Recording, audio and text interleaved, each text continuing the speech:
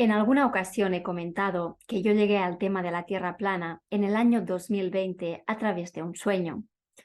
Con el invitado de hoy comparto no solo signo astrológico, porque los dos somos Acuario, sino también esta forma sutil de llegar al tema de la Tierra plana. A él la información le llegó en el año 2016 a través de un viaje astral. Motivado por su hermano, empezó a indagar, a cuestionarse el modelo que todos hemos aprendido desde pequeños y a recopilar argumentos e información. A día de hoy tiene muy claro que el sistema solar no se mueve a 70.000 kilómetros por hora y que la astrología se entiende mucho mejor desde la perspectiva de la Tierra plana. Sabe que existe un orden inteligente y que el zodiaco representa ese orden perfecto de la creación. Hoy, en Cuestionando lo Obvio, entrevistamos al astrólogo Robert Martínez. Robert Martínez no solo es un astrólogo, es un ser muy valiente, es un ser consciente y muy alineado con su propósito de vida y es sobre todo un gran cuestionador y un guerrero de la luz. A lo largo de esta entrevista nos va a contar cuáles son los argumentos que para él son importantes para dudar de la forma de la Tierra que todos hemos aprendido. También nos va a contar de manera muy clara y muy didáctica los tres zodiacos desde la perspectiva de la Tierra plana, el zodiaco astronómico, el sideral y el tropical. Es un placer y un honor poder hoy entrevistar en Cuestionando lo Obvio a Robert Martínez.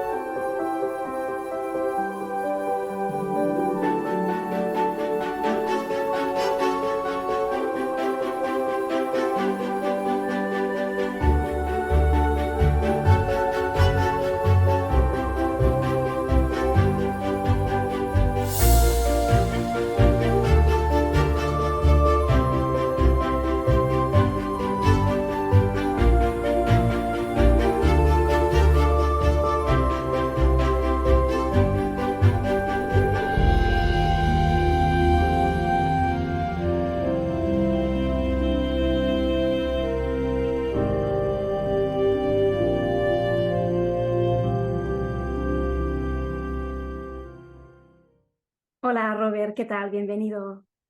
Muy buenas, María. Gracias por invitarme a tu canal, que espero y deseo que sea un éxito, porque como buena acuariana estás eso, cuestionando lo obvio y también planteando lo que no es obvio. Así que muy buen inicio de este canal. Bueno, inicio no, porque llevas un tiempo, me refiero, pero una buena manera de dar la bienvenida a ese Plutón en Acuario. Bueno, gracias a ti, Robert, porque ha sido para mí pues fuente de inspiración, ¿no? Este canal también es un poco, bueno, ha nacido gracias también a esa sesión astrológica que tuvimos hace ya unos meses atrás, en la que tú me animaste a dar ese paso definitivo. Y bueno, es un lujo y un honor tenerte hoy en Cuestionando lo Obvio, porque si hay alguien que durante estos 3 años se ha dedicado a visitar canales y canales para cuestionar lo obvio, eres tú. Así que es un placer y un honor que estés aquí, de verdad. Pues nada, espero que disfrutemos de la sesión, tanto nosotros como quienes nos escuchen. Hmm.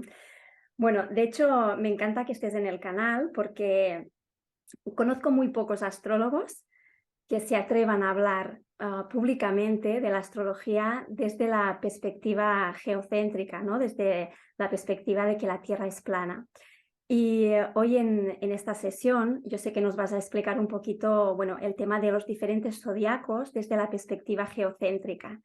Pero antes de entrar en esta cuestión, me encantaría saber un poquito, bueno, desde tu experiencia personal, en qué momento de tu proceso evolutivo tú llegaste al terraplanismo? ¿En qué momento descubriste que la Tierra no es una esfera? El proceso lo voy a intentar resumir lo más rápido posible, pero sin dejarme ningún hito importante.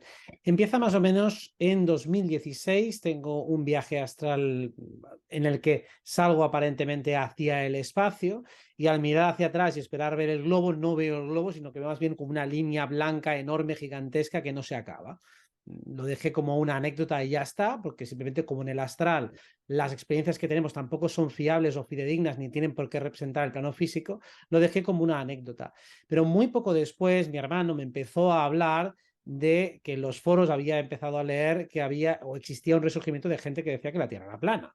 Entonces, además me dijo, oye, que los argumentos están bastante bien. Entonces empezamos a analizarlos, los pusimos bastante sobre la mesa, muchos nos convencieron, llegamos a la conclusión de que era difícil todavía de probar, sobre todo por ese vuelo entre Santiago de Chile y Sydney, porque no acaba de cuadrar exactamente con el mapa Gleason los tiempos, y lo dejamos un poco en stand-by. Pero luego seguí recopilando evidencias. Escuché los vídeos de Oliver Ibáñez por aquel entonces. Luego tuve al cabo de unos meses, estamos hablando de 2016, 2017, tuve un consultante que era canalizador, además un canalizador espectacular, nunca había conocido a alguien de ese nivel, que él me aseguraba que estaba completamente conectado con Gaia, además enseguida lo veías enchufado captando cosas, y él me aseguró que la Tierra no era una esfera, que eso era una mentira y que tenía otra forma, pero no me dijo cuál era. Me vino a insinuar que había sido plana en algún tiempo, él insinuaba que ahora no lo era del todo, pero que no era la esfera que nos enseñaba la NASA, y luego perdí el contacto con esa persona hasta que lo retomé hace relativamente poco. Con el tiempo, pues seguí escuchando a otros autores, escuché pues a Irulanducci, por supuesto, como uno de los referentes, a los hermanos Barea. Luego hubo temas que me hicieron dudar un poco, como el hecho de que otros investigadores de carácter metafísico, como son David Topí y Andrea Barnabé, ambos afirmaban que era esférica y además daban exactamente los mismos argumentos. Daban un argumento metafísico diciendo que los planetas siempre tenían que ser esféricos por la propia geometría de la creación, y también decían que esta implantación del terraplanismo moderno se basaba simplemente en un egregor que habían insertado las razas draconianas, un egregor regresivo, basándonos en las cosmologías antiguas simplemente para confundir. Examinando esas propias canalizaciones y esas palabras, me di cuenta de varias cosas. Primero, que ellos dos seguramente tampoco habían investigado mucho las evidencias técnicas y científicas, es decir, que lo decían desde una perspectiva metafísica sin haber abordado el tema sobre la base. En segundo lugar, ellos percibían la esfericidad y puede que se estuvieran refiriendo al domo, que es, al fin y al cabo, como lo describen todos los antiguos. O sea, una superficie plana, un semicírculo arriba y otro semicírculo abajo, lo cual eso sí que encaja perfectamente con todas las cosmologías antiguas.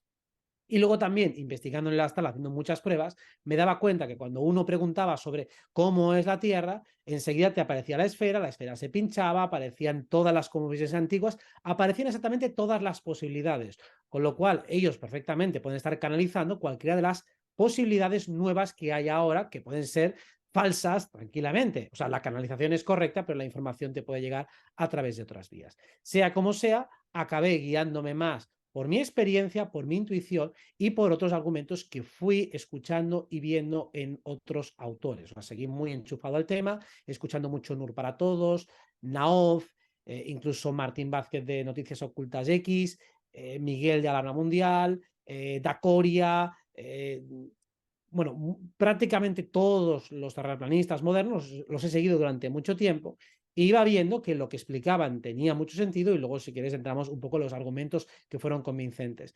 Entonces hubo un momento en el cual decidí ya, pues decir, mira, la evidencia, la intuición, todo me dice que es por esta vía, y además coincidió prácticamente con David Parcerisa también haciendo en voz alto, es decir, que lo hicimos casi en simultáneo sin haberlo hablado entre nosotros. También lo vi como una señal, digo, vale, él también ha hecho exactamente el mismo proceso y hemos llegado a la misma conclusión, con lo cual también me sirvió un poco de refuerzo energético para decir esta es la dirección correcta. Ujú.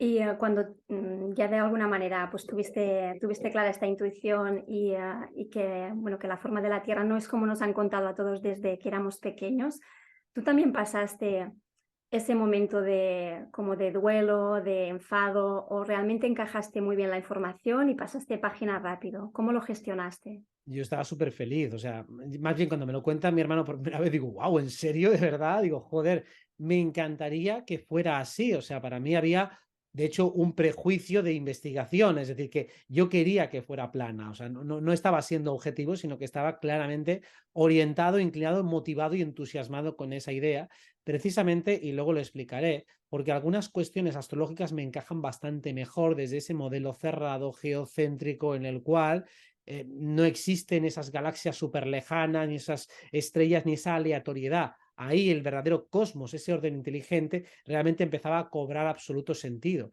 En tanto que todo lo que me habían contado de astronomía, había demasiadas cuestiones que me rechinaban, las podía entender geométricamente, matemáticamente, pero decía, bueno, vale, me lo tengo que creer y ya está. Pero desde luego no me están resonando. Mientras que esa posibilidad me llevó a hacer muchos clics muy deprisa y entonces llegué a una postura que dije, bueno, es que incluso aunque no fuera plana, me entusiasma tanto la idea que solo como ejercicio teórico ya me compensa. Así que para mí no hubo duelo ni caída, sino más bien al revés. Más bien tenía, para mí era el miedo de poder estar equivocado, porque como hay tantísima agresividad hacia el terraplanismo, más bien digo, hostia, como meta la pata en esto y luego esté equivocado, me van a linchar a lo bestia. Entonces era más bien una cierta prudencia epistemológica, es decir, tampoco quiero meterme de lleno en algo porque voy a perder pues mucha gente que me sigue y me respeta y a partir de aquí me van a poner a parir y de hecho ya pasa eso, ¿no? Entonces para mí era más bien un riesgo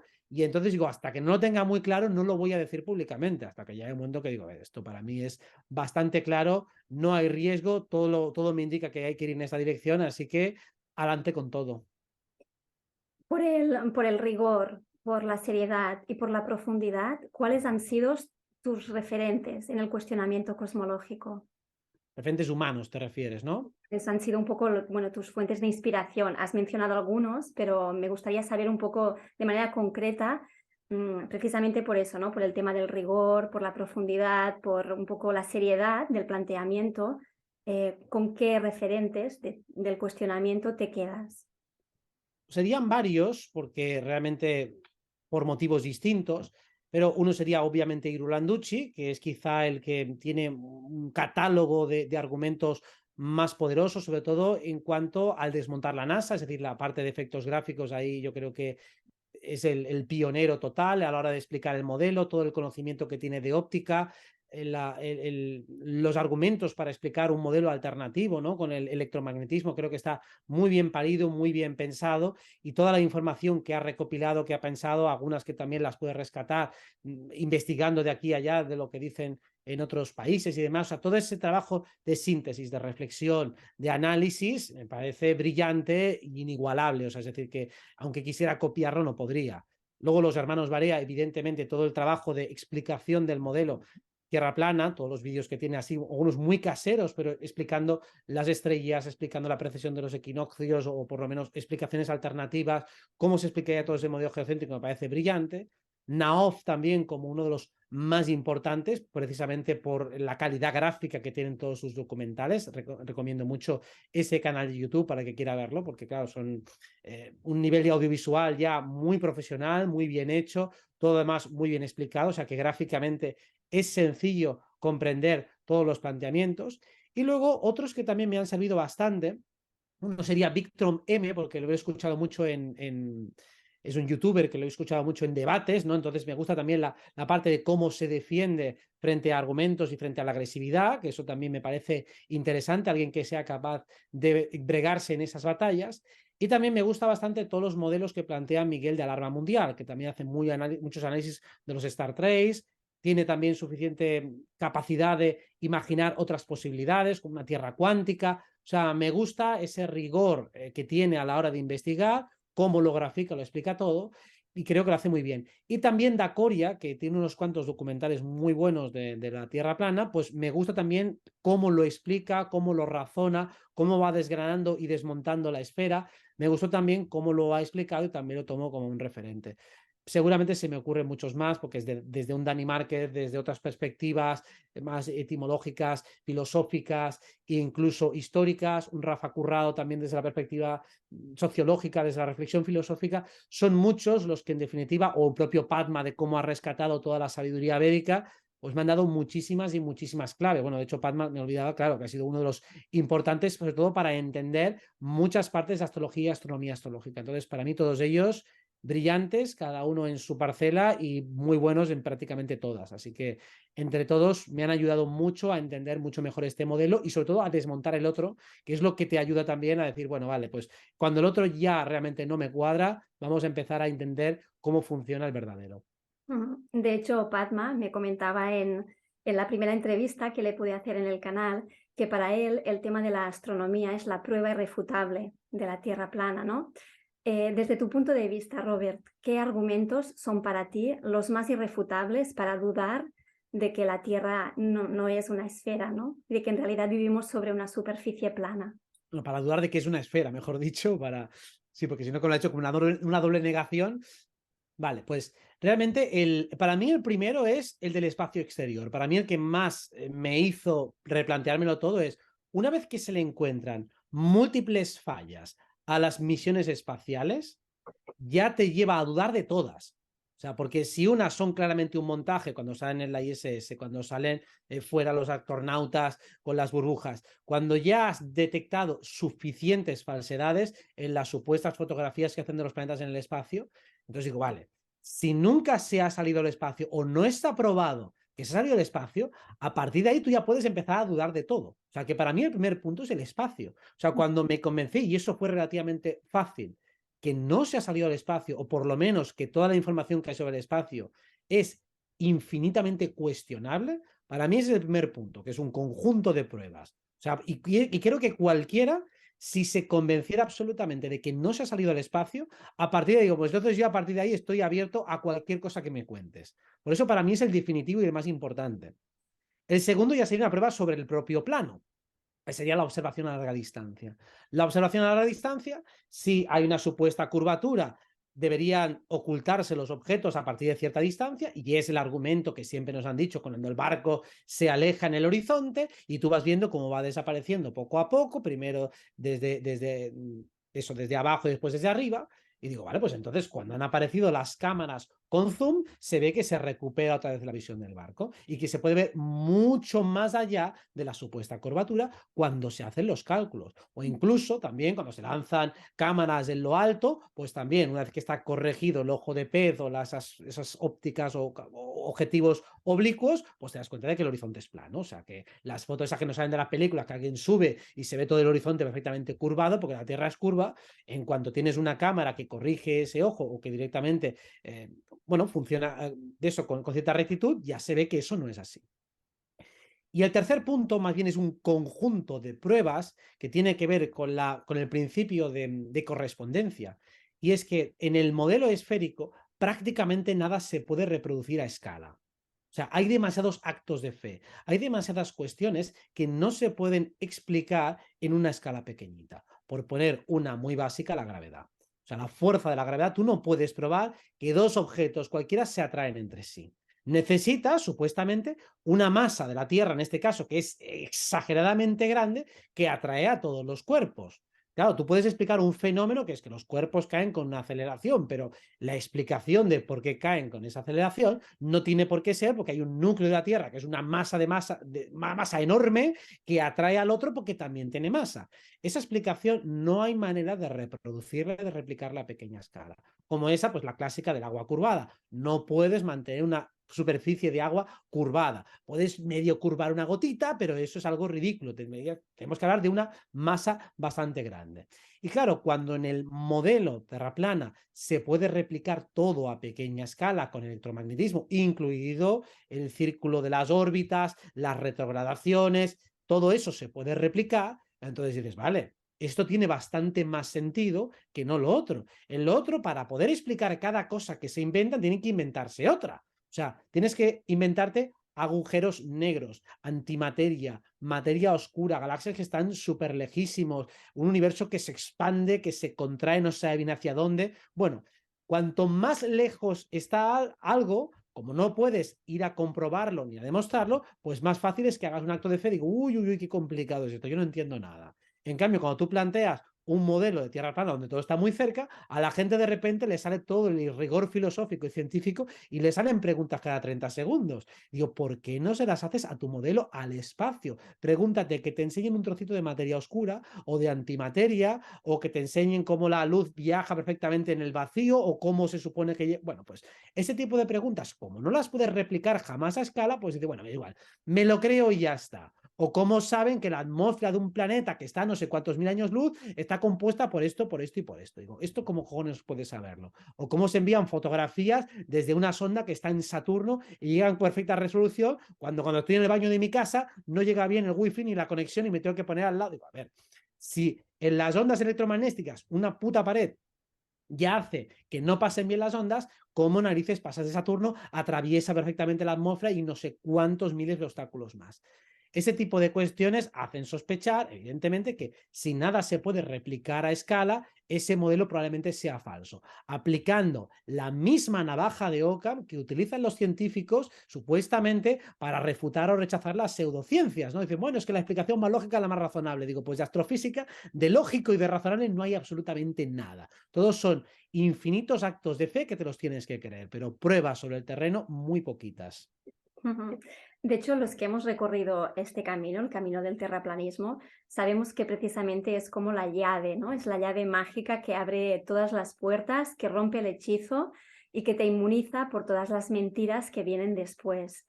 Em, en tu caso en concreto, ¿por qué crees que no nos dejan cuestionar la forma de la Tierra y somos tan insultados, tan ridiculizados? Claro, para mí eso es, primero, porque implica la no existencia del espacio exterior con todo lo que eso conlleva. O sea, el universo mágico que se ha creado fuera de la Tierra, eso es lo que hay que alimentar. Cuántas películas de ciencia ficción, desde un Star Wars, un Star Trek, todo ese juego, toda esa mitología, toda esa fantasía que se ha creado es enorme, es gigantesca, por no hablar de toda la desviación económica que hay allí. O sea, eso es una razón que no puede venir de la nada. O sea, está relacionado sobre todo para que tú no te hagas ninguna pregunta existencial. Como hemos dicho antes, si todas las cuestiones importantes, difíciles y abstrusas están a miles de años luz, es que nunca vas a poder abordarlas. ¿Y qué hay a 1000 años de luz de distancia? Digo, no podrás saberlo nunca. Y como no podrás saberlo nunca, dejas de pensarlo. En cambio, se digo que tal vez después de pasar el Polo Sur o la Antártida, vas a encontrarte algo que no esperas o que nadie ha visto, coño, te entra cierta curiosidad. Entonces, imagínate que hayan encontrado barreras físicas insalvables, barreras electromagnéticas, situaciones o lugares en los cuales no funcionan bien los aparatos eléctricos. De hecho, no sé si has visto la serie Perdidos, una Mm, serie muy antigua. Lost, por supuesto, sí, ¿Has sí. visto? Pues yo creo que eso es un primado negativo de tierras más allá de la Antártida o del Polo Sur, donde allí los aparatos eléctricos no funcionaban bien, donde uno que iba en silla de ruedas de repente se cura, estaba en un espacio atemporal un poco extraño. Bien podría ser que traspasadas ciertas latitudes, pues pasen cosas extrañas. Y de hecho, parte de ese primado negativo es que en la serie Perdidos no se sabía bien dónde habían aterrizado, en una isla desierta, bueno, en una isla de esas perdidas, cerca de Australia, y en uno de los primeros capítulos sale un oso polar.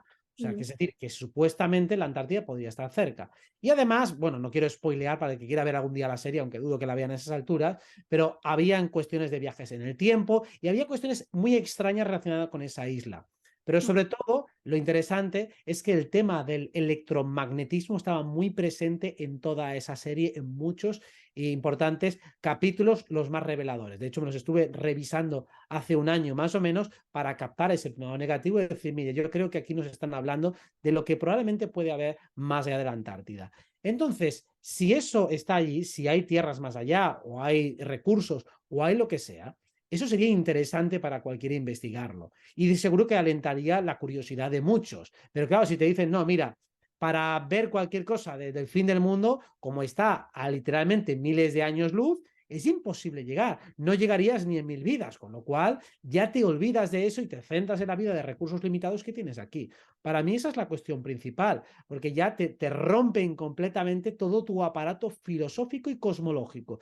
Una persona que no se plantea nada a nivel cosmológico está atrapada en una cárcel intelectual, y esa cárcel intelectual también lo va a ser espiritual. Del modelo de la Tierra plana, Robert, ¿qué te genera más curiosidad para investigar a nivel astral? ¿La parte del Polo Norte, el Monte Meru o la parte de la Antártida? Y lo que puede haber más allá de la Antártida.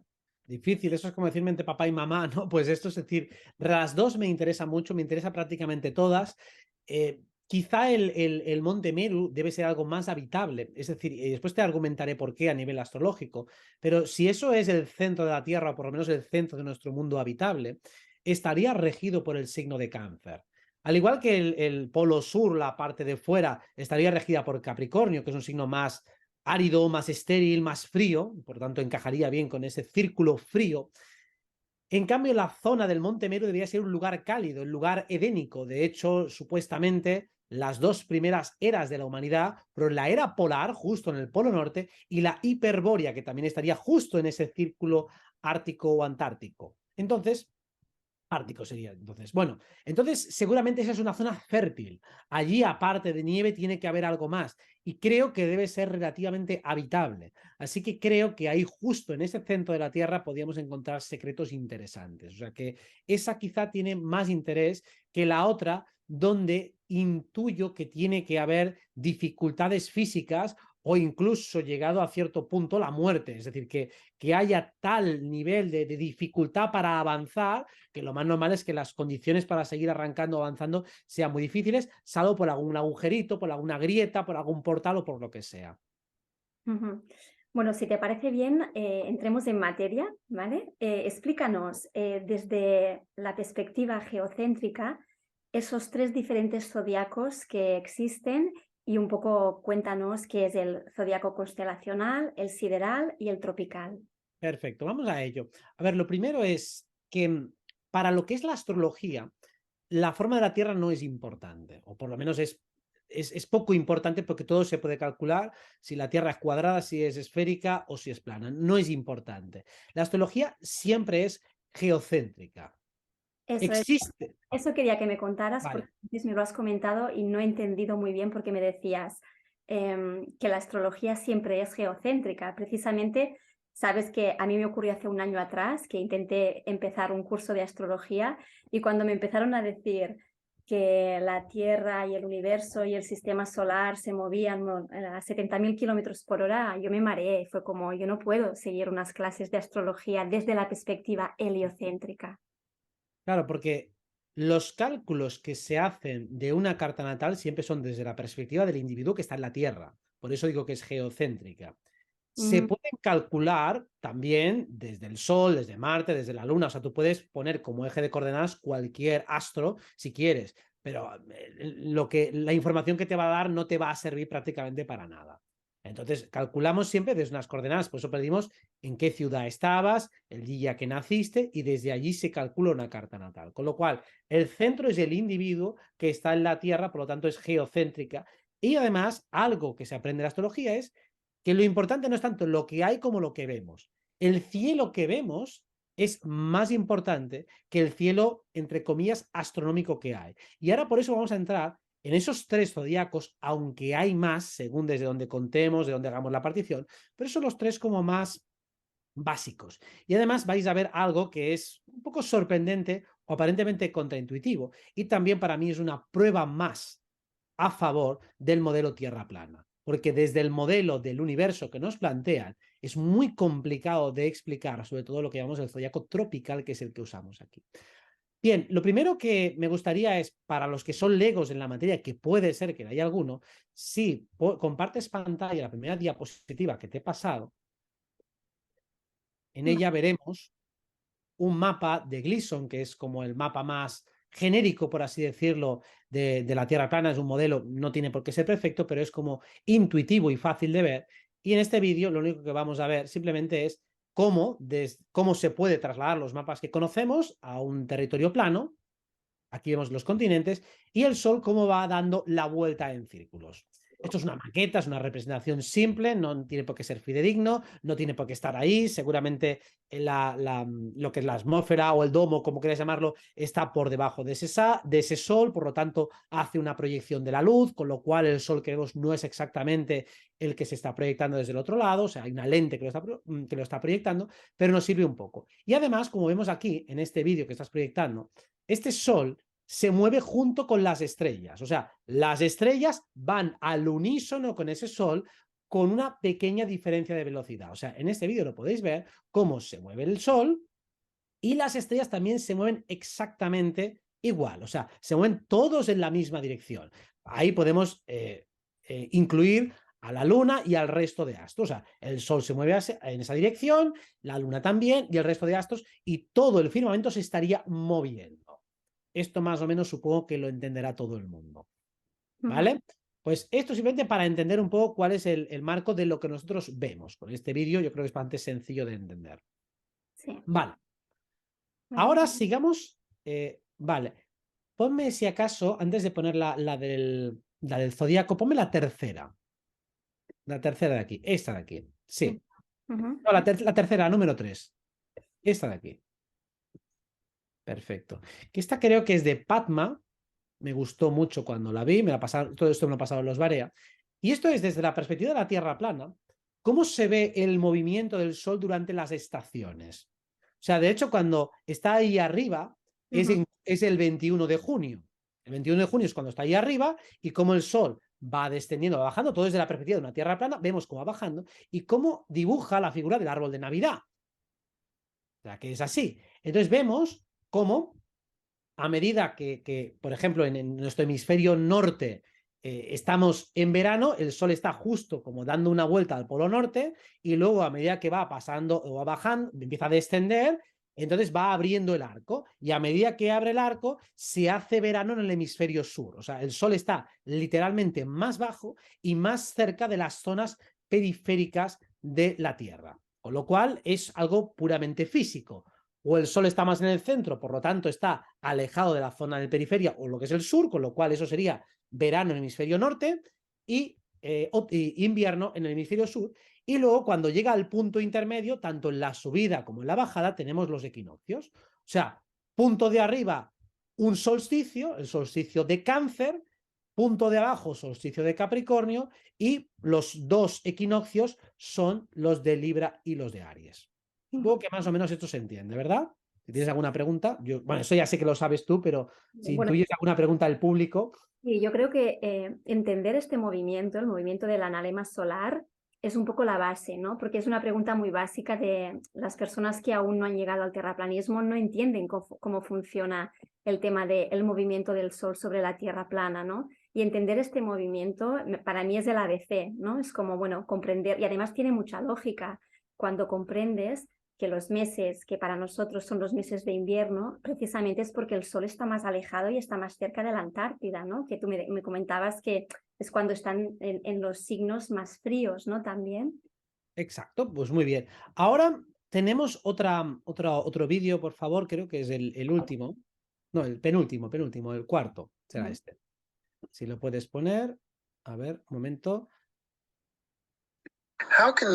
Es decir, quita el sonido, porque solo déjalo quieto, simplemente porque si lo puedes pararlo. Solo me interesa la imagen. Un momento, porque veo que, Sí. que se me ha puesto el sonido. Perdona, ¿eh? Vale. No, déjalo así, déjalo como está, porque solo me interesa la imagen. Vale.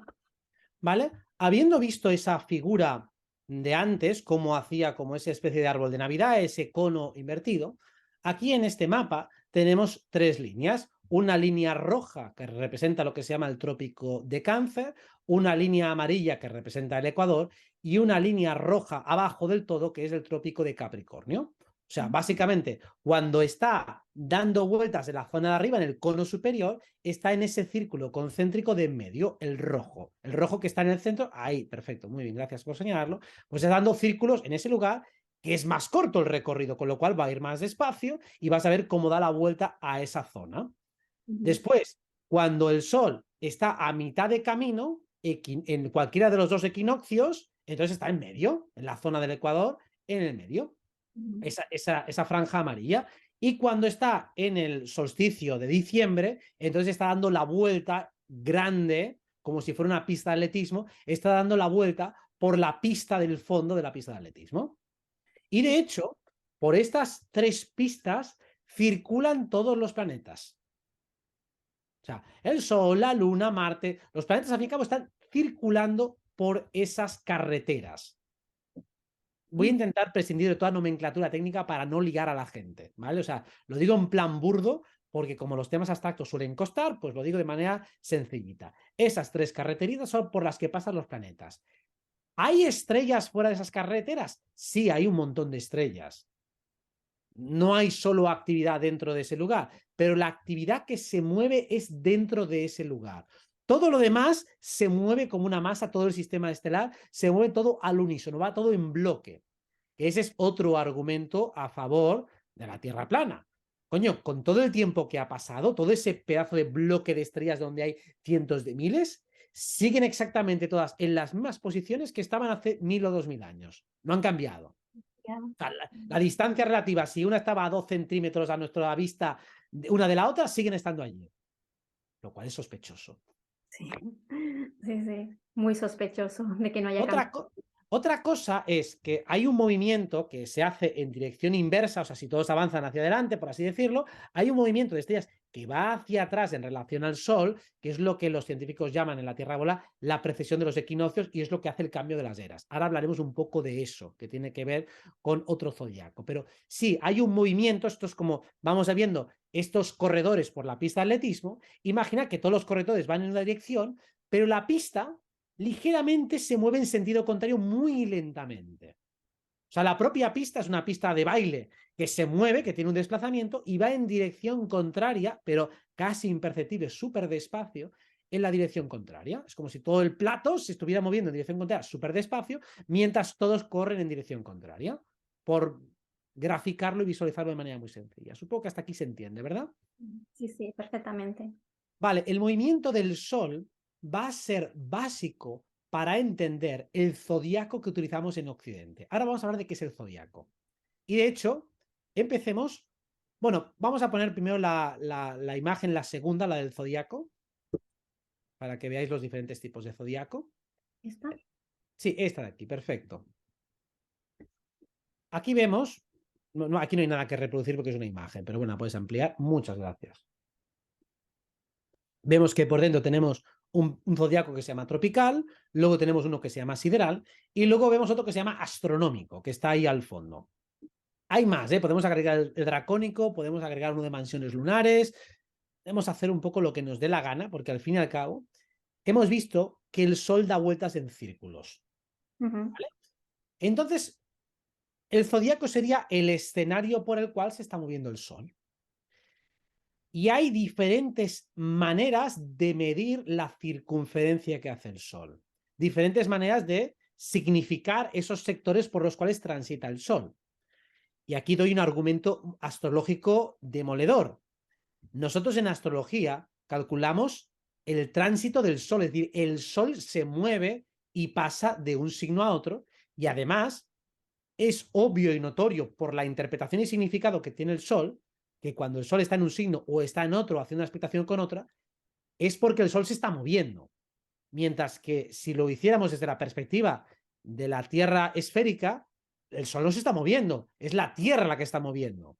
Entonces, tampoco tendría tanto sentido, astrológicamente hablando, interpretar al Sol en movimiento si fuera la Tierra la que se está moviendo. Sin embargo, el significado astrológico del Sol está muy conectado con lo que nosotros físicamente vemos del Sol. O sea, la personalidad, cuando astrológicamente alguien tiene el arquetipo del Sol muy dominante, es una persona con brillo, con carisma, una persona que transmite calor y vitalidad, o sea, todo atributos obvios y palmarios relacionados con el Sol que físicamente vemos. Y astrológicamente vemos cómo el Sol se mueve, pasa a través de diferentes signos, de diferentes lugares o sectores, y va reaccionando en función del sector por el que está pasando. Si fuera un Sol estático y nosotros moviéndonos, lo que deberíamos interpretar es el significado de la Tierra. Pero el significado de la Tierra, astrológicamente, no parece que tenga que ver mucho que ver con el Sol. sería otro, porque la Tierra estaría más conectada con el elemento tierra y el Sol es evidentemente el elemento fuego. Vale, paréntesis está aquí. El zodíaco es como ese escenario, esa circunferencia que describe el Sol y que vimos en el primer vídeo. El Sol da vueltas en torno a algo. ¿Qué es ese algo? Primeramente, vamos al zodíaco astronómico.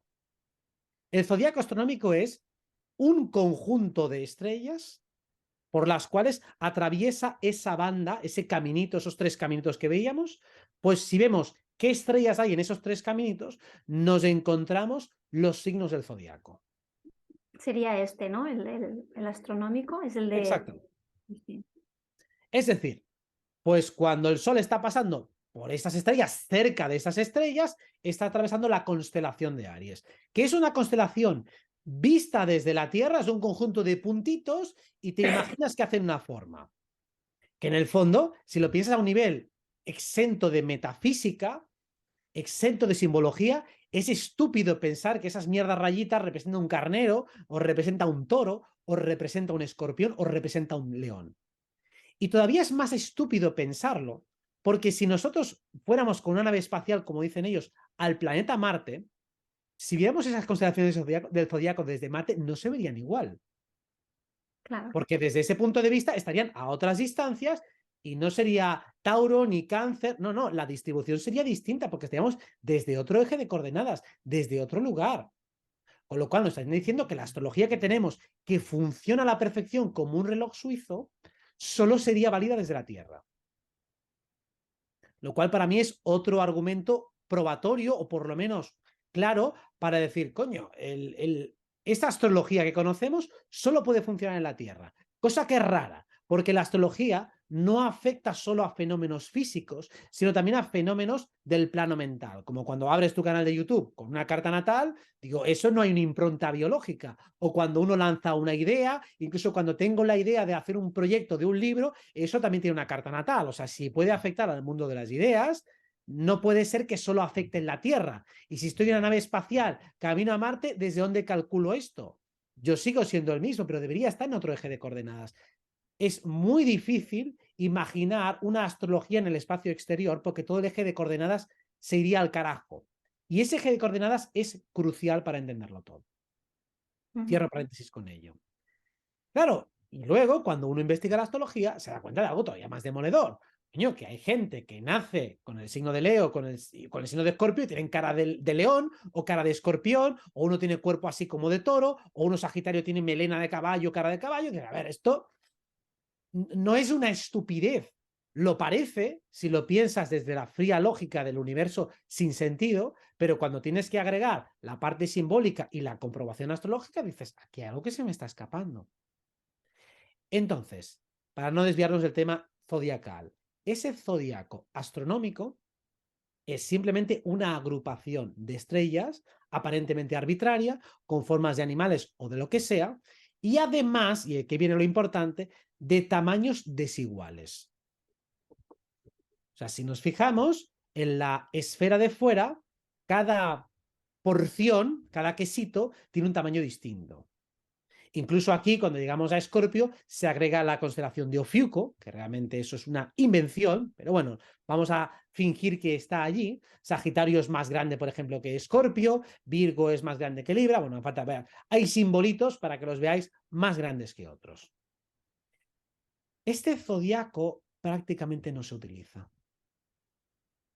¿Y Aparentemente sería el más lógico, ¿verdad? Pues prácticamente no se utiliza. por qué no se utiliza? Porque no acaba de funcionar del todo. No funciona. Por lo menos las investigaciones que hemos hecho al respecto no dan resultados concluyentes. Lo cual también da que pensar. Pero aparentemente sería el más fisicalista, el que más se ajusta al paso del Sol por las estrellas. Vale, más o menos espero que se entienda. O sea, el Sol atraviesa esas constelaciones sí o sí, entonces cuando uno observa dice, coño, pues el Sol ya está en esta constelación o en la otra. Vale. Pasemos ahora al tropical, que es el importante. ¿Qué es este, no? Sí, El tropical es el que usamos aquí en Occidente. Ujú, ¿Cómo se calcula este? Y aquí es donde viene la voladura de cabeza, porque este, yo puedo, vamos, jurar y perjurar por lo más sagrado que funciona de lujo, funciona perfectamente. Es maravilloso la perfección de cómo funciona. Y bueno, ¿cómo se calcula? Pues realmente se calcula.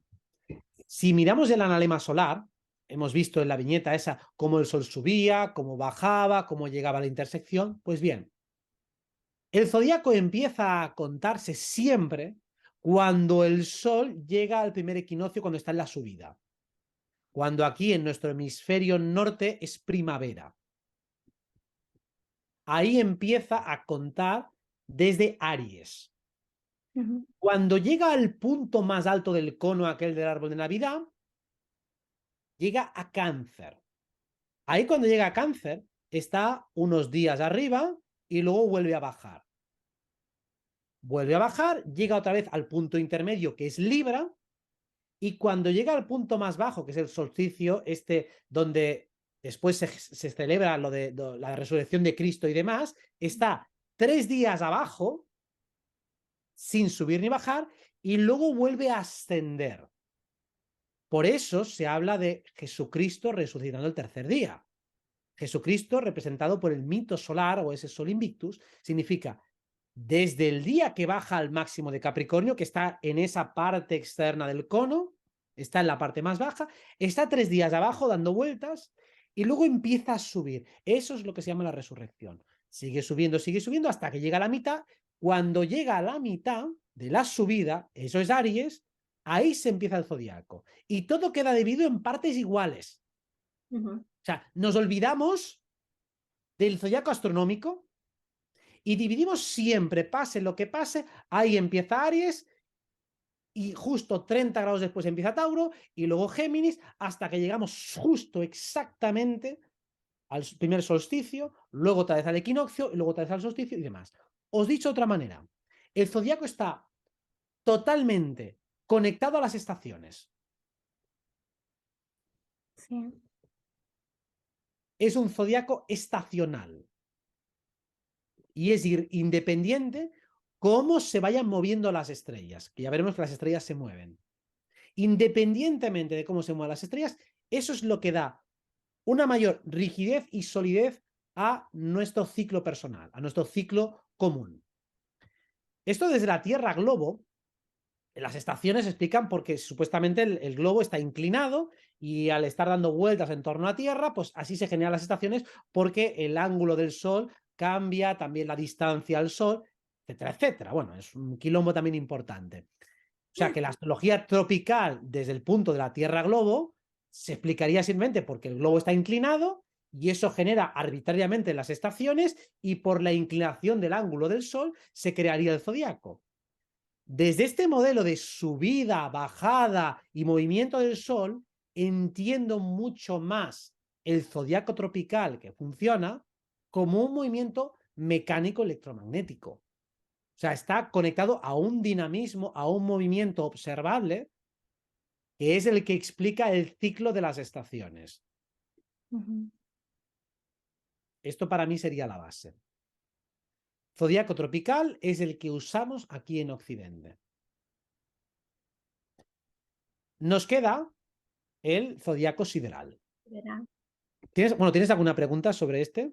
No, no, no, me ha quedado súper claro, lo has explicado súper bien, espero que la gente lo haya entendido porque creo que la explicación que has dado sobre el tema del zodiaco tropical ha sido muy didáctica y bueno, me ha gustado mucho, Robert. Vale, ojalá lo entiendan porque cada vez que, porque me vienen sudores fríos de recuerdos de clases cuando explicaba cosas abstractas y había interrupciones cada 30 segundos. Entonces, como si yo sé que tú eres muy buena alumna, lo vas a pillar rápido, pero sufro un poco por si todo el mundo lo puede seguir. Y además Ajá. la gente, si lo está escuchando, no lo está mirando todavía, va a ser más difícil. Así que el que simplemente vea los vídeos con los cascos, aquí va a tener que parar, porque si no, no hay manera. Bueno, también es importante, creo, tener como muy clara la imagen de la Tierra plana y de cómo el Sol se mueve sobre la Tierra plana, si no es un poco complicado. Por eso le he puesto al principio, digo, porque si no has visto eso nunca, no te vas a enterar de nada. Claro, claro, claro. Vale. Nos queda el zodiaco sideral, que es el que usan en la India y el que usan en China. O sea, Ujú, más el de Oriente es este. ¿En qué se basa? Si nosotros hemos dicho, calculamos el zodiaco en función de los equinoccios y los solsticios, es decir, cuando cambian las estaciones, cuando el Sol sube por ese analema, llega a este punto de equidistancia, en esos tres carriles llega al carril de en medio, cuando el Sol llega al carril del medio, por subida llega a Aries y empieza el zodiaco. Y cuando llega al carril de en medio por la bajada, está en Libra. Exacto. ¿Vale? O sea, que son los dos signos de la equidistancia. Aries como inicio y Libra como punto de equidistancia, que además en su simbología astrológica representan eso. Uno el que arranca y tira para subir, para arrancar y empezar otro, para empezar algo, y luego Libra un signo que es claramente de equidistancia, de unión de cielo y tierra, de arriba de abajo, del de uno con el otro, etc. Después también Capricornio, que es el que está al fondo cuando está cerca de lo que serían los límites del mundo. Capricornio psicológicamente representa los límites de las cosas. Representa una energía fría, que es la de Saturno, que además está conectada también con el hielo. Saturno en Capricornio está conectado con el hielo y con el frío. O sea, durante el confinamiento tuvimos Saturno, Plutón y Júpiter en Capricornio. Fue cuando nos encierran a todos y se enfría el mundo, se congela el mundo. O sea, la máxima potencia de Capricornio la vimos durante con ese momento del confinamiento y estaría físicamente relacionado con el signo que está en el borde, con la parte que representa el borde del mundo, que es donde estaría supuestamente ese muro de hielo o lo que sea que hay allí, pero en todo caso frío. Mientras que el centro representaría el signo de Cáncer, que astrológicamente representa el hogar. Representa un lugar cálido, un lugar desde el que venimos, donde supuestamente ahí venía la raza polar, la raza hiperbórea, y la humanidad descendería desde esos lugares, por lo menos como dicen las tradiciones de carácter metafísico, que todos los jardines de Edén y más venían de allí, de esa zona central. Con lo cual, para mí, la simbología astrológica del zodiaco tropical es bastante más clara en el sistema Tierra plana, porque en el de Tierra bola no me dice nada. Claro. No hay ningún argumento que a mí me permita extrapolar por simbolismo o por analogía que eso tiene un sentido. Vale, vayamos entonces al zodiaco sideral. Si el tropical se basa en las estaciones, ¿qué ocurre con las estrellas? Hemos sudado de las estrellas, ¿verdad? O sea, hemos dicho, no, olvidado de las estrellas, aquí lo que nos importa es el sol por las estaciones. Bueno, pues las estrellas, decíamos, aunque no lo parezca, aparte de ese movimiento que hacen diario, también se mueven ligeramente en sentido contrario. Cuando poníamos antes la pista, todos los correos están dando vueltas, pero la pista se mueve ligeramente hacia atrás, muy despacio. Si una circunferencia tiene 360 grados, pues da un grado hacia atrás cada 72 años. Esto hace que cada 2100 años todo se corra un signo hacia atrás. Y cada 25.000 años el zodiaco sideral da una vuelta completa. Vuelvo a repetir. Sí, repite esto. Vale, vamos a verlo. Cada día o mejor dicho, cada año, cuando el Sol entra en Aries en nuestro zodiaco tropical, es decir, aquí empezamos la primavera y en el otro hemisferio empieza el otoño, en ese momento de equidistancia. Si miramos el Sol en qué constelación está proyectada, no está en Aries. No está en Aries. No está en Aries. Hace unos 2000 años sí que coincidían. O sea, cuando empezaba la primavera aquí y el otoño allá, estaba el Sol en Aries y también en la constelación de Aries. Coincidían los dos zodiacos. Pero el zodiaco sideral de las estrellas se va desplazando ligeramente en sentido contrario. Es decir, si pongamos un hipotético año cero, cuando ambos estaban unidos, 72 años después de que coincidieran, cuando empezó la primavera en el hemisferio norte y el otoño en el hemisferio sur, cuando el Sol entró en Aries en el tropical, entonces, si había corrido el sistema de estrellas que estaba detrás un grado hacia atrás, ya estaba en Piscis. Empezó la era de Piscis. O sea, si cada signo, cada cada simbolito que vemos allí, es un segmento o un sector de 30 grados, significa que eso se va moviendo a razón de 1 grado que hemos dicho cada 72 años. O sea, dicho de otro modo, el zodiaco sideral o la banda de estrellas se va desfasando a razón de 1 grado cada 72 años respecto a nuestras estaciones. De modo que hace aproximadamente 2000 y pico años coincidían y ya hemos atravesado el signo de Piscis y nos estamos acercando al de Acuario. Por eso dicen que estamos cerca de la era de Acuario. Porque esa pista de fuera, hemos dicho que se mueve lentamente en sentido contrario, en sentido antizodiacal. Entonces los Vedas utilizan como medida ese zodiaco sideral. O sea, ahora mismo, en el momento en el cual el Sol entra en Aries, en el zodiaco sideral ese Sol está en Piscis. Que si lo miras en el gráfico, en el punto de abajo del zodiaco tropical, ahí se ve como una línea en la cual puedes ver el signo de Aries, que es este simbolito así como la cabrita. Ponlo aquí abajo, no, abajo del todo. Abajo. Esto es Aries. Es en donde pone el 0, a la derecha tienes a Aries y a la izquierda tienes a Piscis. Y hay una línea en medio de los dos, ese punto 0. Si ese punto 0 se proyecta hacia abajo, al zodiaco sideral, eso encaja en Piscis. O sea, donde está ese simbolito con los dos pececitos, bueno, los dos simbolitos, eso es Piscis. Eso que son como dos semicírculos con un punto en medio es Piscis. O dicho de otro modo, cuando el Sol o cualquier planeta está en el 0 de Aries, en nuestro tropical, se ve en Piscis, en el grado 5, que es el punto en el que está más o menos, bueno, ahí estaba en el año 92. Ahora ya está un poco más cerca de Acuario. Y en el zodiaco constelacional estaría en el grado, pues no sé cuántos de Piscis, porque son unos cuantos. Estoy en el grado 10 o así de Piscis, más o menos, o un poco más. O sea, todo depende de cómo midamos la circunferencia. ¿Qué tomamos como referencia? En el tropical tomamos como medida de referencia lo que son los equinoccios y los solsticios. Mientras que en el sideral tomamos como referencia las estrellas reales, pero ni siquiera en el tamaño real que tienen, sino que hacemos igualmente una división de 30 grados iguales de cada uno. O sea, seguimos ese modelo de circunferencia perfecta, que es el que funciona, pero tomando como referencia las constelaciones reales. Eso es lo que sería el zodiaco sideral, que es el que utilizan los hindúes. Y eso también explicaría por qué desde la perspectiva del zodiaco sideral, los que, por ejemplo, somos Acuario, seríamos Capricornio. Claro. Prácticamente casi todo el mundo, su signo zodiacal sería el anterior al que conoce. Anterior. O sea, un Aries sería un Piscis sería un Acuario sería un Capricornio sería Sagitario, Sagitario sería Escorpio, Escorpio sería Libra, Libra sería Virgo, Virgo sería Leo, Leo sería Cáncer, Cáncer sería Géminis, Géminis sería Tauro y Tauro sería Aries.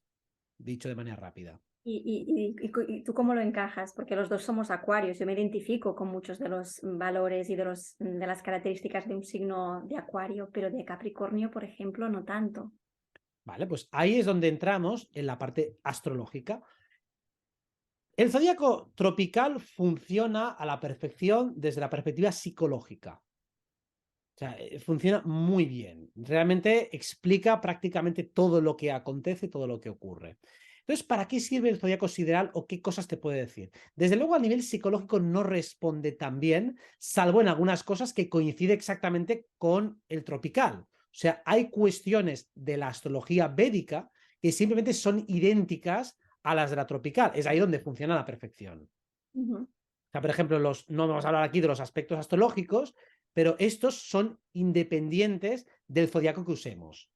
Cuando decimos, por ejemplo, que ahora viene una época conflictiva porque hay un aspecto difícil, un eclipse, una lunación, es irrelevante el zodiaco que usemos. El eclipse, la conjunción de Júpiter-Saturno, da igual si la miramos en un zodiaco o en otro, porque es una relación entre planetas. Entonces, ¿para qué sirve la sideral? Sí, el zodiaco tropical que usamos aquí es más simbólico, más solar, evidentemente su significado es más simbólico y por lo tanto más psicológico. Por supuesto que atañe también a cuestiones físicas, pero es más sutil, es más permeable, es más dúctil, más dúctil. Mientras que el sideral es mucho más categórico. Si es más fidedigno o fiel a la realidad física, por lo tanto también nos va a dar un abordaje, una perspectiva sobre cuestiones mucho más densas. No de un modo tan inmediato, sino que, por lo menos desde lo que yo he investigado, no es algo fácil llegar a conclusiones definitivas respecto al zodiaco sideral, pero mediante técnicas de astrología bastante avanzadas, véase armónicos y otras cartas complejas, uno puede ver, por ejemplo, cuestiones marcadas en el nacimiento. Por ejemplo, un niño que sale con una deformación de base, siameses, un niño que nace muerto, uno que nace ciego, uno que nace sordo. Eso, desde mi experiencia, solo se puede llegar a ver en las cartas siderales, no en las tropicales. O sea, aquellos karmas más densos, más físicos, se pueden ver en el sideral. ¿Y tú en tus sesiones utilizas a veces también No, el zodiaco sideral? No. no, porque desde la perspectiva tropical podemos ser infinitamente más constructivos. Y el sideral no lo he investigado tantísimo como el otro. Entonces, cuando lo he investigado en mí, no he llegado a encontrar completamente toda la lógica o en la gente conocida y no he llegado a ver tan claros los patrones como el tropical. A ver, cuando digo que no lo he investigado mucho, significa que no le he dedicado más de 200 horas. Pero 200 horas se la he echado. No penséis que me lo he mirado 10 minutos. Hablo de unas 200 horas y no he sacado conclusiones tan definitivas como el otro, que a lo mejor llevo, yo qué sé, 30.000 horas. No tiene ni punto de comparación. Entonces, en un sideral no he visto tan claras las cuestiones. Y me he leído muchos libros de médicos donde ellos afirman esto es así, esto es así. Y yo lo compro y digo, bueno, pues esto no es tan claro como se dice. Y como no es tan claro, pues lo pongo a prueba. Al igual que llevo siglos, bueno, siglos no, pero años y años poniendo a prueba la astrología tropical, la pongo a prueba cada día, la otra la he puesto a prueba y bueno, algunas cosas me convencen, otras no. También es interesante, por ejemplo, ya hemos dicho, Plutón ha entrado en Acuario en el zodiaco tropical, pero sigue en Capricornio en sideral. Eso Claro. significa que la demolición del sistema también está marcada por ese Plutón Acuario en Capricornio que todavía va a seguir muchos años más. Hasta que llegue al Acuario sideral, aún queda bastante. Por lo menos unos 15 años. Entonces, esto en astrología mundial, el paso de los planetas lentos por los signos siderales, sí que he comprobado que funciona. Porque los dos sistemas coexisten. En un plano más mental, más sutil, ya funciona muy bien el tropical, pero a veces bajo la superficie, actuando como una demolición más densa, actúa también ese sideral. Ponnos un ejemplo práctico para entenderlo mejor, Robert. Cuando haces referencia a que el zodiaco tropical es más sutil y que el sideral es más denso, ponnos un ejemplo para que podamos entenderlo mejor. Toda tu psicología te la va a describir mejor el tropical. O sea, es decir, pues tú misma que eres Acuario, yo también, yo no me identifico en un sol en Capricornio. O sea, además, claramente, la identificación que tengo con el signo zodiacal Acuario es absoluta, es total. Y además, toda la gente conozco el signo de Acuario, o la mayoría, tenemos una manera de pensar, de razonar muy similar y que se ajusta perfectamente con lo que en el zodiaco tropical significa Acuario, un signo de aire, que es curioso, intelectualmente muy abierto, muy flexible, que le encantan los marcos mentales, que tiene un punto irreverente, que le gusta mucho la lógica, la razón, que es original, que es inventivo. O sea, la adecuación que tengo hacia esa definición es absoluta y total desde el día en que nací. Mientras que si me pones un sol en Capricornio, digo, pues no, la verdad es que no, tengo que retorcerlo bastante. Sin embargo, como decía, para ver en una carta cuestiones de nacimiento, como un niño que nace ya autista, por ejemplo, y que no se entera de nada y que tiene grandes dificultades. Eso en la carta tropical no queda reflejado en ningún lugar. No hay manera de verlo. Y es una condición que puede ser absolutamente limitante para la vida del individuo. O uno que nace totalmente multimillonario. Hostia, ¿y esto dónde se ve en la carta? Digo, la tropical no se ve en ninguna parte. Pero investigando muchas cartas en la sideral, utilizando dodecatemorias, que es una técnica como muy avanzada, muy precisa, que va al milímetro, casi al minuto, bueno, casi al segundo, analizando montones de cartas de gente ciega, con unas técnicas relacionadas con la sideral, ahí sí que ve patrones claros sobre algo totalmente físico, sobre algo que viene de nacimiento, que no depende del mérito del individuo en esta vida. En lo psicológico todo es más útil porque todo es trabajable, todo es dúctil. Pero cuando hablamos del sideral, si uno nace ciego, nace ciego. Eso ya es un hándicap de base. Pues ese tipo de cuestiones que existen solo están reflejadas en la sideral. En la otra no. Vale, vale, vale.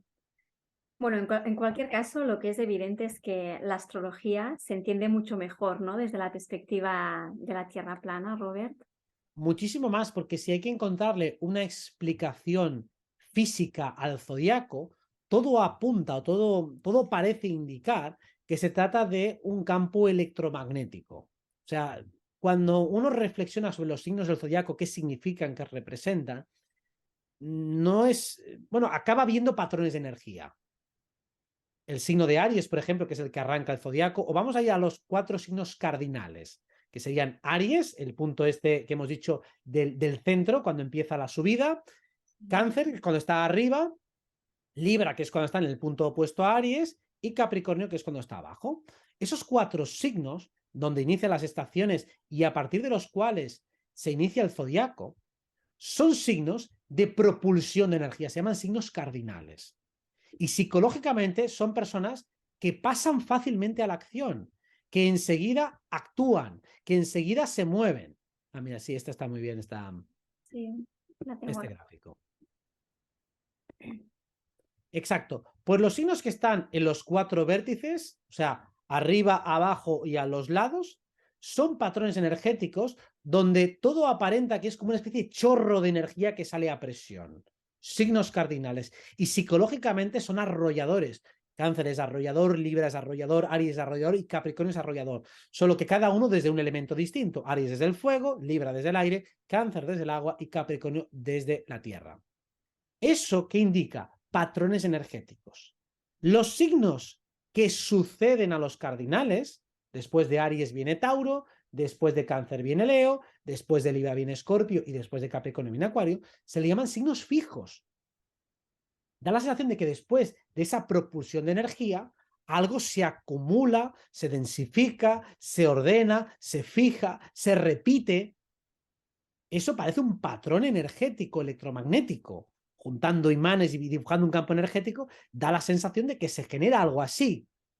Claro. Algo que se acumula, un excedente, como si fuera, imaginemos, por ejemplo, los signos cardinales, una fuente que sale agua a chorro, luego tenemos un lugar en el que cae finalmente un recipiente en el que se va acumulando esa agua, serían los signos fijos, y finalmente los signos mutables, que serían los siguientes, Géminis, Virgo, Sagitario y Piscis, representaría lo que el excedente que se genera de esos signos fijos, que se hace, hacia dónde va, pues el agua ya rebasando se va por aquí, se va por allá, se reordena desde otro lugar. Y psicológicamente representan eso.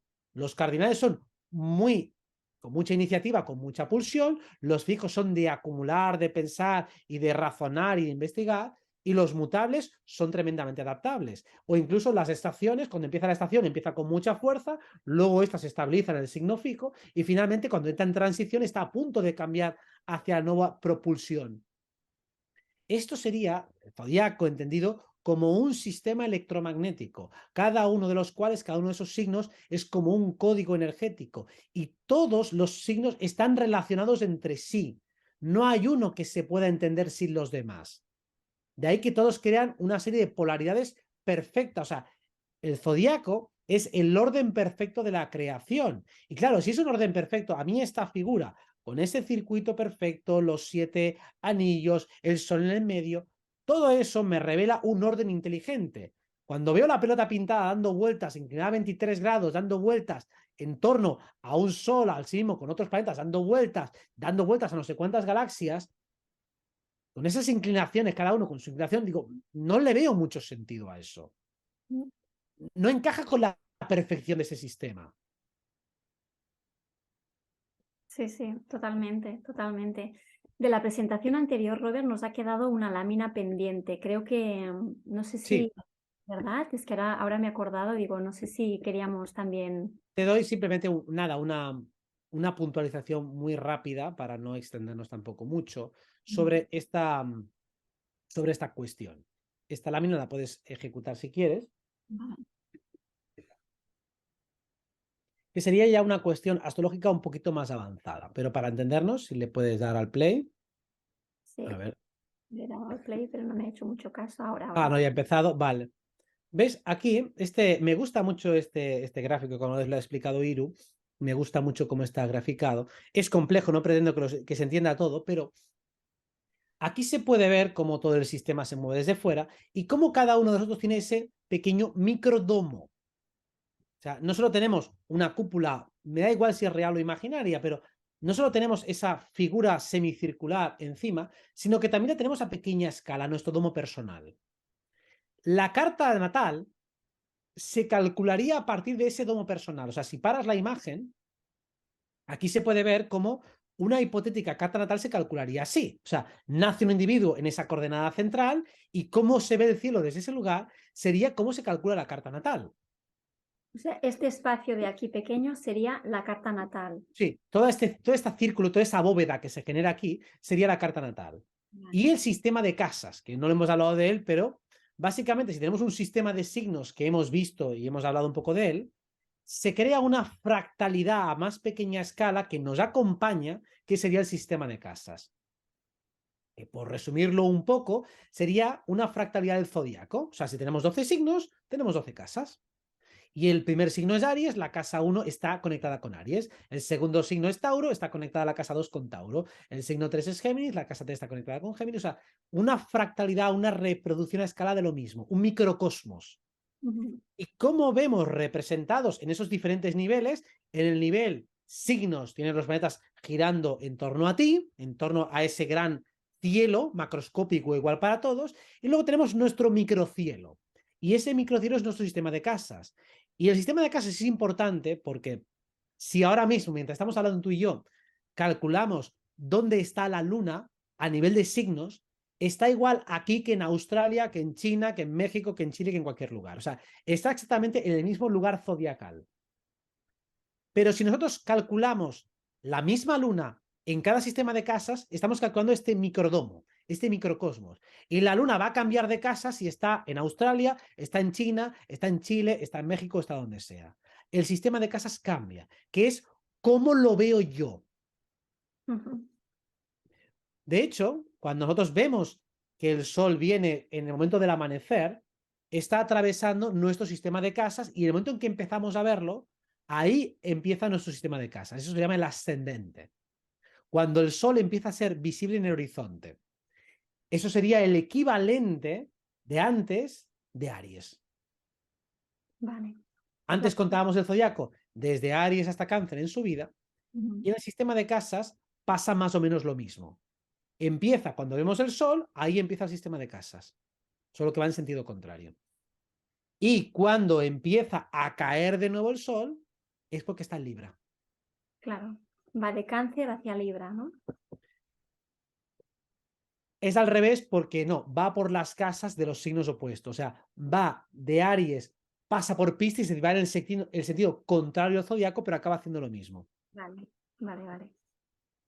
Por eso es un poco antiintuitivo el sistema de casas y por eso tampoco quería meterlo mucho, porque tiene otra explicación. Ujú.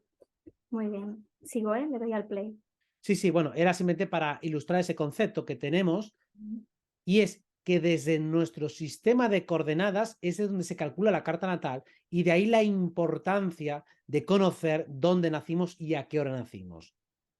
Porque si bien las constelaciones están dando vueltas a todo el sistema de la Tierra, no se ven igual desde cualquier sitio.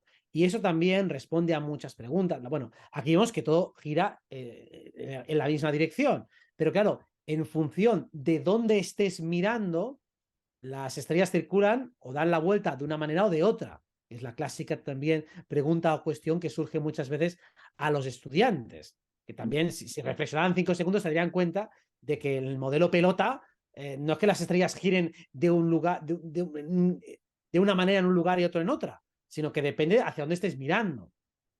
Claro. Si siempre estás mirando al norte, las estrellas siempre giran igual. Y si siempre miras al sur, aunque estés en el polo norte, todas las estrellas giran exactamente igual. Pues yo creo que este gráfico lo explica bastante bien.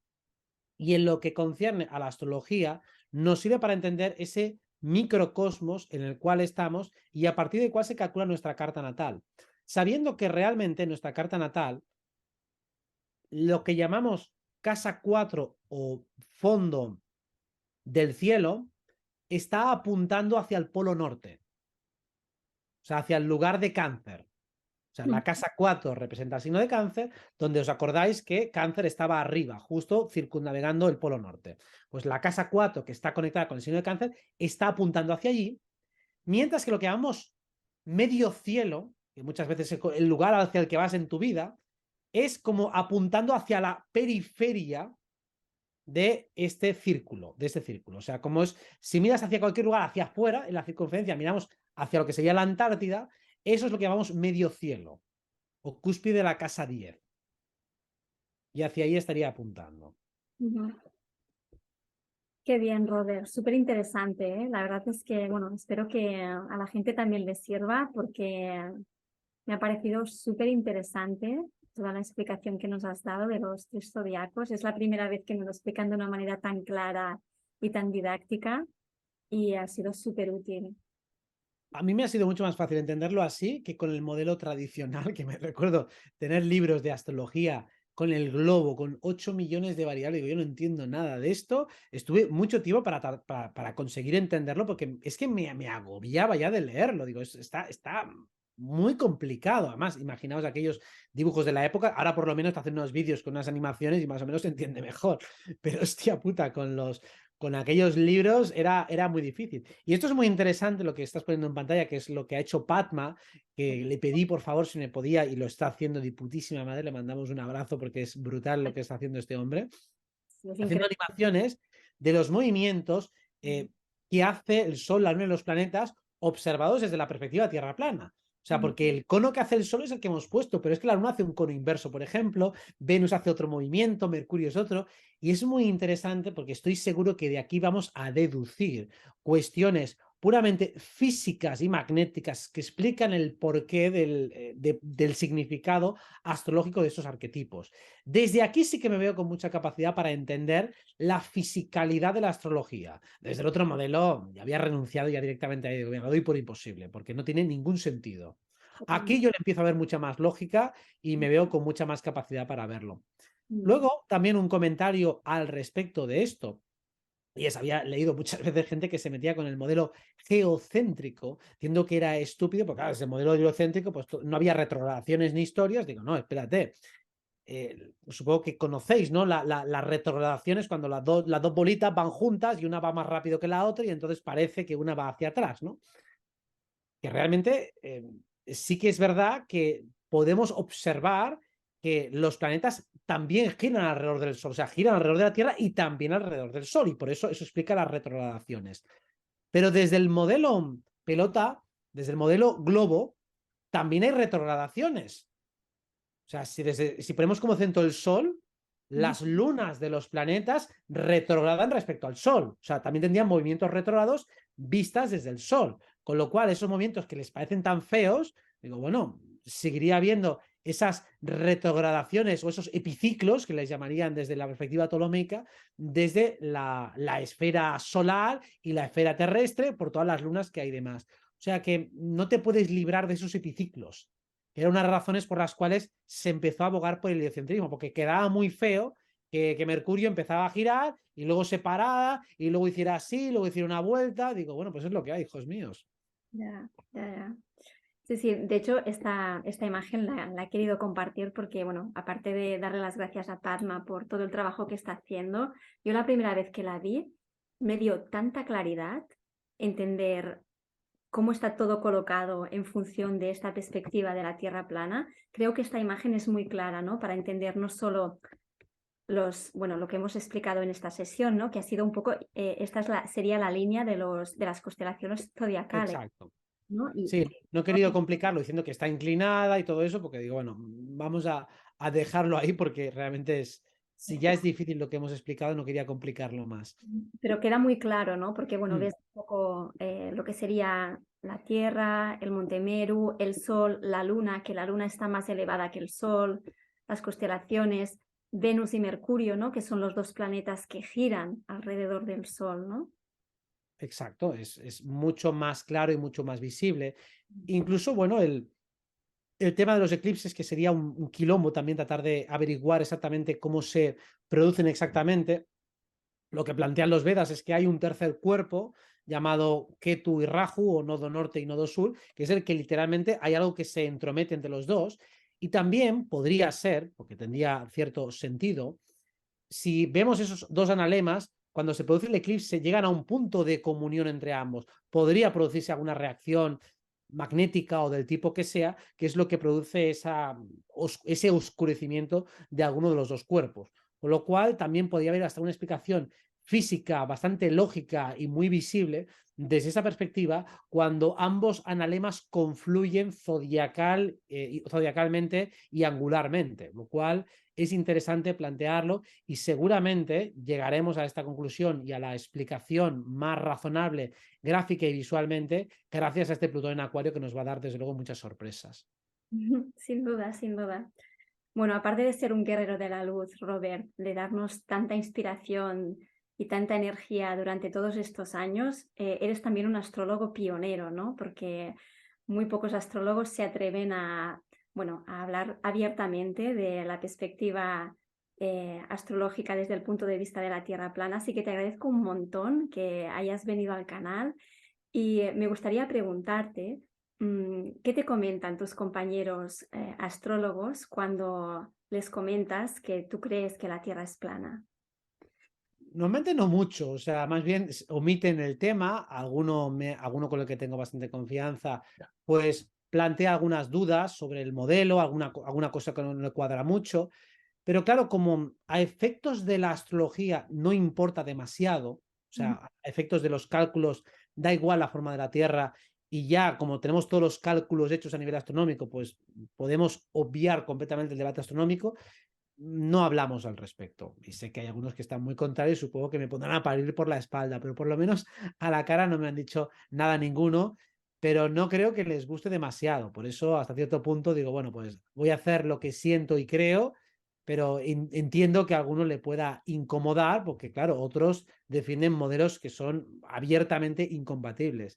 Yo doy mis razonamientos y mis explicaciones y además asumo ese riesgo de que sé que a muchos les va a molestar, pero bueno, por lo menos lo hago con la certeza de que yo soy todo ese camino, todo ese razonamiento, toda esa investigación que sé que ellos no han hecho. Eso estoy segurísimo y convencido. Es decir, que lo que sí que puedo garantizar es que las horas que he dedicado al tema para investigarlo y poder hablar de esto, pues también me avalan y el otro, pues quieras o no, pues tampoco no lo habrá investigado con la misma profundidad y rigor que lo he hecho yo.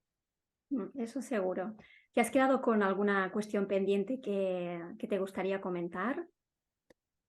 Creo que no, porque ya serían aspectos quizá demasiado técnicos. Ya veo que cuando explico algún aspecto y no lo puedo dar un soporte gráfico, digo, creo que no se va a entender, ya es demasiada información y no querría sobrecargar más, porque es un tema que siempre la parte astronómica es la más complicada de explicar desde cualquier modelo y entiendo que requiere tiempo de digestión, así que no querría saturar más. Perfecto, me parece muy bien. Si te quieres despedir con algún mensaje, con alguna reflexión final, tienes ahora unos minutos finales para que puedas cerrar la sesión, Robert. Yo siempre animo a la gente a que sea valiente. Y cuando hablamos de valentía, ya no solo hablo para cuestionar, porque al fin y al cabo a veces se cuestiona por sistema y con poca valentía. O sea, creo que cuestionar no es simplemente algo valiente, sino valiente para seguir las propias intuiciones, seguir las propias corazonadas. O sea, buscar la verdad, aunque te partan la cara, por así decirlo. Voy a ir hasta el final con la máxima honestidad, con la máxima pasión y no quedarme solo en el cuestionar, porque uno, pues digo, bueno, pues yo te cuestiono la Tierra plana y ya está, pero no cuestiono la otra. Digo, vale, no, yo quiero que busques la verdad, que la pongas a prueba, que le hagas preguntas incómodas, no solo al sistema que estás poniendo a prueba, sino también al tuyo. Porque evidentemente yo el modelo de tierra plana lo he puesto a prueba desde muchos lugares con mucha mala hostia, porque evidentemente no me conformo con una respuesta tentativa y aproximada. O sea que básicamente es, si uno busca la verdad, tiene que estar dispuesto a ponerla a prueba. Lo mismo que lo iba haciendo toda la vida con la astrología. Incluso sabiendo que funciona, no significa que todas las cosas de la astrología funcionan tal y como las dijo alguien. Con lo cual tienes que seguir poniendo la prueba y depurando y mejorando las definiciones. Así que nunca dejemos de aprender, de investigar y de descubrir este maravilloso mundo y sobre todo no nos quedemos con las respuestas que alguien nos dio. Que sirva lo que alguien nos ha dicho como puntapié para hacer nuestra propia investigación. Eso es, tal cual. De hecho, hay una frase de David Fishman que me encanta, que dice que cuestionar nuestras creencias más arraigadas requiere de mucho coraje, ¿no? Porque implica aceptar que hemos podido estar equivocados toda la vida. Exacto, y eso es jodido. Pero más jodido es permanecer en la inopia. Así que a mí me da igual, entre comillas, equivocarme si sé que mi búsqueda es honesta. Y en esto, pues siento mucha paz, mucha tranquilidad y además mucho entusiasmo. Y a pesar de las dudas que me pueda generar, el chaparrón que me pueda llegar por la gente que sé que es crítica con esto, lo asumo de buen grado porque para mí el beneficio compensa mucho más el riesgo o lo que sea que pueda pasar. Tal cual, comparto al 100% lo que acabas de decir, porque en este camino, bueno, es un poco eso, ¿no? También tenemos que no solo ser valientes y tener coraje, sino tener coherencia, ¿no? Sentir coherencia con lo que realmente sentimos y, bueno, quien realmente ridiculiza y no se toma esta cuestión en serio es porque no le ha dedicado el tiempo que merece. Pues a eso estamos. Entonces, digo, bueno, cuando hayas estudiado mucho y de verdad y con pasión, no solo leer y memorizar datos, sino poner a prueba todo. En este caso, pues ya que crees el que cree en el modelo esférico, ponlo a prueba. ¿Lo has puesto alguna vez de modo crítico a prueba? Seguramente no. Y te has tragado bastantes sapos, seguro. ¿Por qué? Porque los hay. Cuando empiezas a rascar hay muchos sapos, el de la gravedad, bueno, el de las observaciones a larga distancia, el del agua, y bueno, ya no hablemos de los astrofísicos, que ahí hay cientos y cientos y cientos. Cuando uno empieza a preguntarse a mala leche, ¿cómo sabes esto? ¿Cómo sabes la medida de Venus y demás? Digo, vale, pues me habéis timado, cabrones. Tal cual. Bueno, Robert, no te quiero robar más tiempo porque sé que estás ya muy ocupado, así que mil gracias por venir al canal de Cuestionando lo Obvio.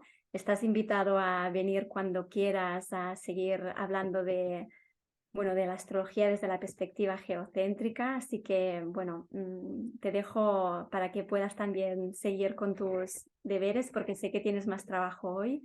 Así que mil gracias y bueno, gracias sobre todo por la gran labor que estás haciendo, por tanta inspiración y por ser bueno, un alma tan especial, ¿no? Encarnada en esta dimensión que nos estás ayudando un montón a muchísimas personas. Así que te lo agradezco de corazón. Gracias, Robert. Gracias a ti por el canal y también por tu acto de valentía, porque además pocas mujeres son las que se atreven con ese tema, así que tú eres una de las pioneras también. Bueno, soy Acuario.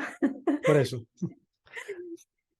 Muy bien. Desde- Pues nada, un abrazo, un beso Mm. y cuídate mucho. Estamos en contacto. Gracias. Gracias, Robert. Gracias.